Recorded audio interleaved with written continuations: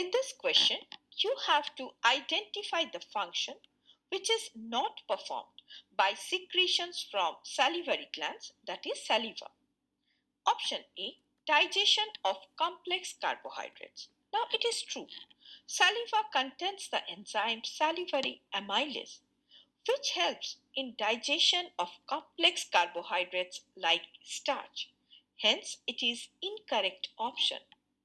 Option B, lubrication of oral cavity. It is also true. Saliva contains mucus, which helps in lubricating the oral cavity. Hence, it is incorrect option. Option C, digestion of disaccharides. Now, salivary secretions do not digest disaccharides.